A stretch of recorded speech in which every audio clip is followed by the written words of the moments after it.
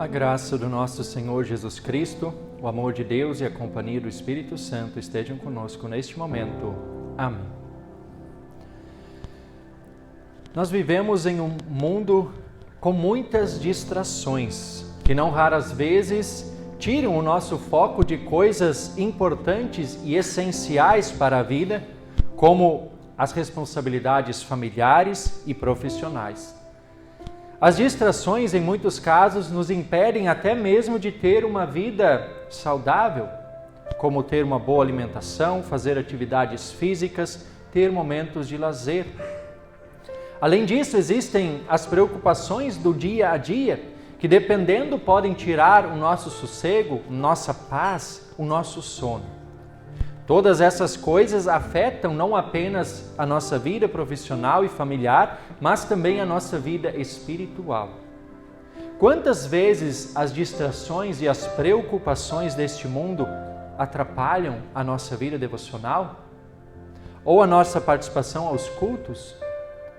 Elas são como que ruídos que nos impedem de ouvir mais atentamente a restauradora, reconfortante e consoladora Palavra de Deus. Se não bastassem as distrações e preocupações, lutam ferrenhamente contra a fé o diabo e seus aliados, que tentam fazer de tudo para que deixemos de dar ouvidos à Palavra de Deus. Ou, se a ouvimos, querem distorcer sua correta compreensão, ou tentam de algum modo nos convencer de que não vale a pena viver uma vida fundamentada na Palavra, por causa de possíveis angústias, dificuldades ou até mesmo perseguições que possam surgir em decorrência da vida cristã.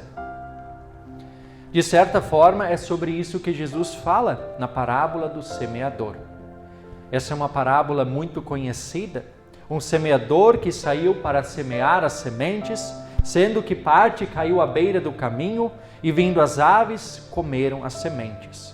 Outra parte caiu em solo rochoso, onde a terra era pouca, fazendo com que a semente logo nascesse, mas o solo, por não ser profundo, quando saiu o sol, queimou e secou as sementes, porque não tinham boa raiz.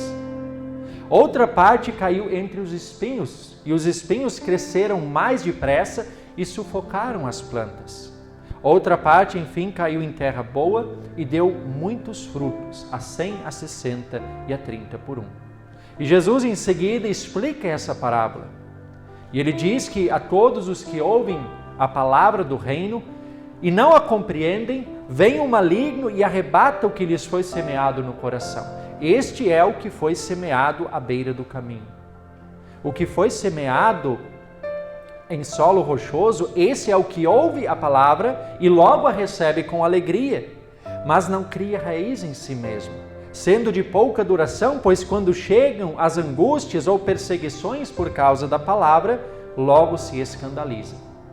O que foi semeado entre os espinhos é o que ouve a palavra, porém as preocupações deste mundo, as fascinações da riqueza sufocam a palavra e por isso ela fica infrutífera.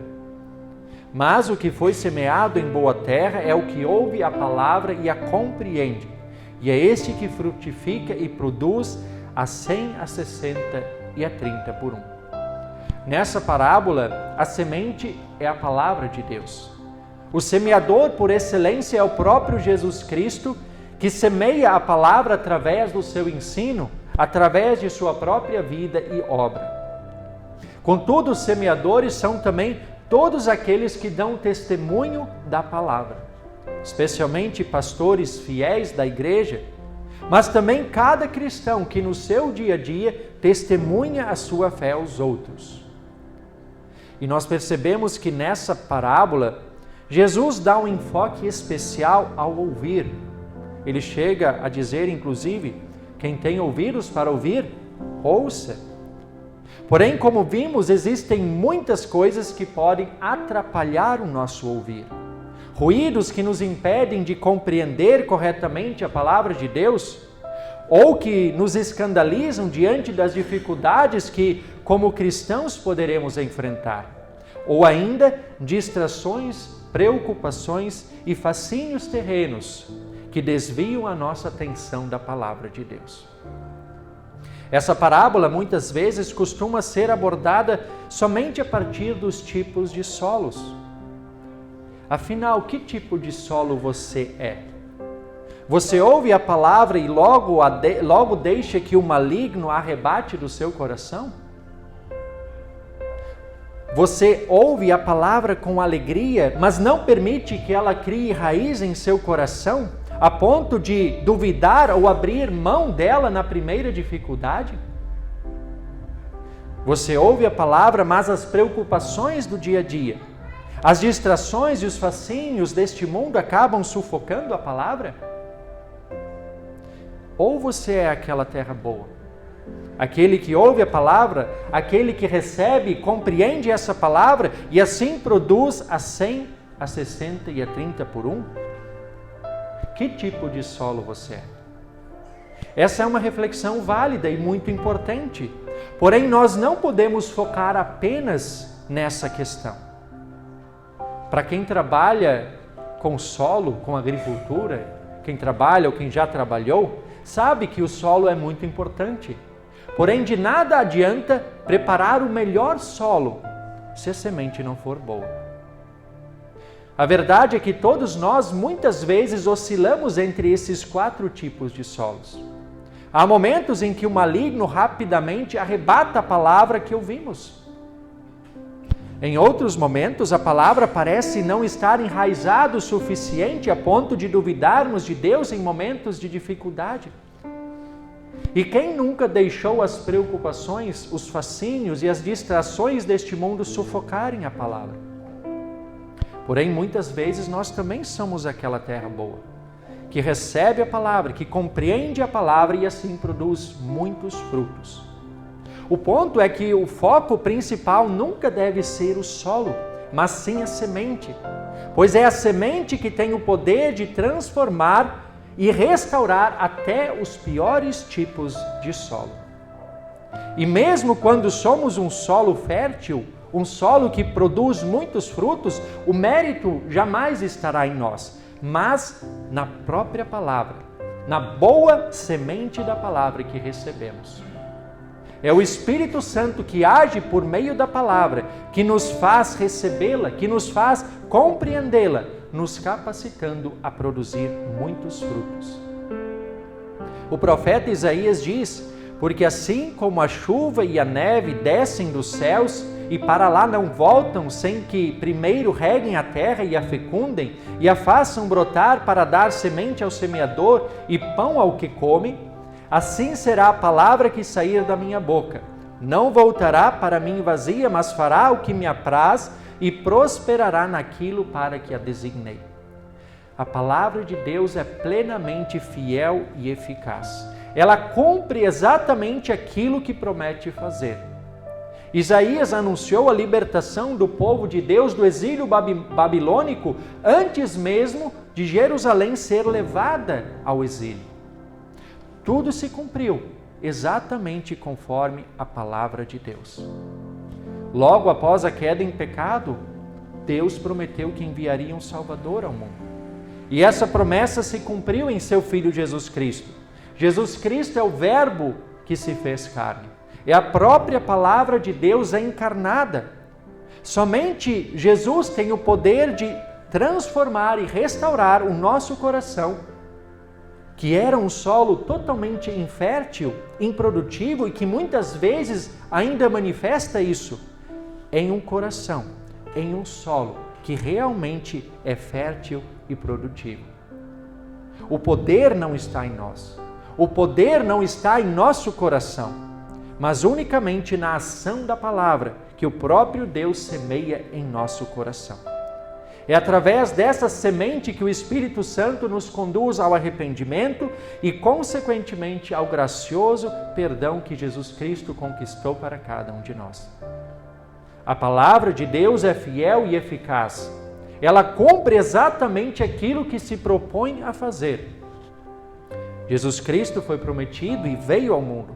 Ele semeou a palavra enquanto esteve aqui, viveu essa palavra efetivamente. Foi morto numa cruz, mas ressuscitou ao terceiro dia. Ele voltou ao Pai, onde está sentado à sua direita, governando sobre todas as coisas, intercedendo em nosso favor. Mas esse não é o fim da história. Porque o próprio Jesus Cristo prometeu que voltaria para nos buscar. Quando essa última grande promessa se cumprir, promessa pela qual ansiosamente aguardamos, então iremos habitar com Cristo para todo sempre. E justamente pelo fato da palavra ser plenamente fiel e eficaz, nós não precisamos ter dúvida alguma de que também essa promessa se cumprirá. Enquanto essa última grande promessa não se cumpre, continuaremos neste mundo, ouvindo atentamente a fiel, eficaz e restauradora palavra do nosso Deus. Essa palavra certamente nos dará forças para lutarmos contra as muitas distrações do dia a dia e assim cumprir com fidelidade, com dedicação os nossos compromissos familiares e profissionais. É essa palavra que nos firmará diante das investidas do maligno. É essa palavra que nos ajudará a encarar com coragem as preocupações do dia a dia.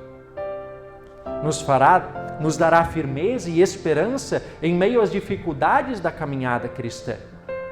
Nos fará ver que existe algo muito mais nobre do que as distrações e os fascínios deste mundo. É justamente por isso que Jesus diz: quem tem ouvidos para ouvir, que ouça a palavra.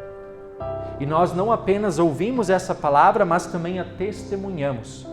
Através de palavras, através de ações, como o próprio Jesus Cristo fez. Transformados e restaurados, somos convidados, motivados e capacitados para semear essa palavra em um mundo infértil e improdutivo. Para que essa palavra cause em muitas outras pessoas o maravilhoso impacto que causou em nossas vidas, fazendo de nós pobres e miseráveis pecadores em filhos amados e perdoados por Deus. Sejamos verdadeiros instrumentos para semear essa poderosa e restauradora semente da palavra de Deus. E quem tem ouvidos para ouvir, que ouça essa palavra, como diz Jesus. O resultado será surpreendente e maravilhoso. Amém.